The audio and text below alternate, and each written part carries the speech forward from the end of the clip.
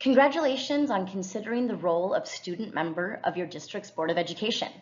Serving in this role is both an honor and a serious responsibility. You're part of a team that shapes the educational experience, opportunities, and outcomes for every student in your district. Today, we'll walk through what your role is, and just as importantly, what it is not. As a board member, your primary role is governance. That means you focus on the what and the why, not the how. You set the vision and goals for the district, establish policies, approve budgets, and hire and evaluate the superintendent. You do not manage day-to-day operations, direct staff members, or intervene in individual personnel or student matters. Think of it this way. The board enters the destination into the GPS, and the superintendent and staff choose the exact directions. One of the most important things to understand is that you have authority only when acting as part of the board, not as an individual. This means decisions are made collectively during official meetings, and once a vote is taken, all members are expected to support the board's decision publicly, even if they voted differently. Remember, healthy debate is encouraged in the boardroom. Unity is expected outside of it.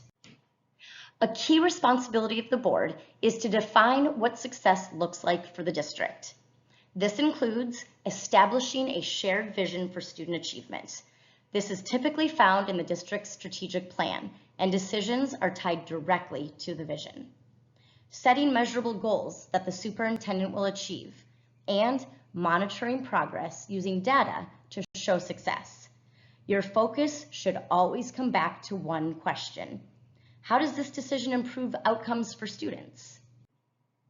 Board members create and adopt policies that guide how the district operates, while the superintendent creates the regulations that are used to implement the policies adopted by the board. The regulations are typically what students, parents, educators, and community members are more aware of. You also provide oversight by reviewing district performance, ensuring compliance with laws and regulations, and holding the superintendent accountable for implementing board policies. Oversight does not mean micromanaging. It means asking good questions, reviewing data, and staying focused on results. You are stewards of public funds. This includes approving the annual budget, the superintendent creates the budget, and the board reviews, asks questions about, and approves the budget. Ensuring resources are aligned with district priorities. Going back to your first responsibility of setting the vision, part of your job is to ensure that how the money is being spent supports this vision. And monitoring financial health and accountability. The board holds your superintendent responsible for implementing the budget and meeting goals through the budget. Every budget decision reflects your district's values and priorities. One of your most critical responsibilities is hiring, supporting, and evaluating the superintendent.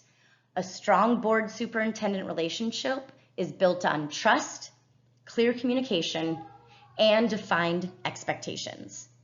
When this dynamic works well, the board and superintendent team will deliver better results. Remember, the board has one employee, the superintendent. All other staff report through them. As a board member, you are also a bridge between the district and the community. Your role is to listen to community concerns, both reactively and proactively. It's the board's job to know and understand the community's thoughts and to discern which of these thoughts are a few loud voices or a widespread opinion. Communicate board decisions clearly and accurately. You also get to communicate back to the community about decisions that have been made, accomplishments the district has achieved, and problems that are being addressed. Represent the interests of all students, not just specific groups. You represent the whole community, not just people who have things in common with you. You are not there to advocate for individual cases, but to ensure fairness and equity across the system. Finally, your role requires integrity and professionalism. This means following open meeting laws and confidentiality requirements, avoiding conflicts of interest, and treating fellow board members, staff, and the public with respect. Your behavior sets the tone for the entire district. Being a board member is about leadership, collaboration, and keeping students at the center of every decision. You will face complex issues and competing perspectives, but your guiding principle should always be what is best for students and their future. Remember to stay focused on all students, ask governance-based questions, and continue to be the great student you already are. Thank you for your commitment to this important work, and welcome to the board.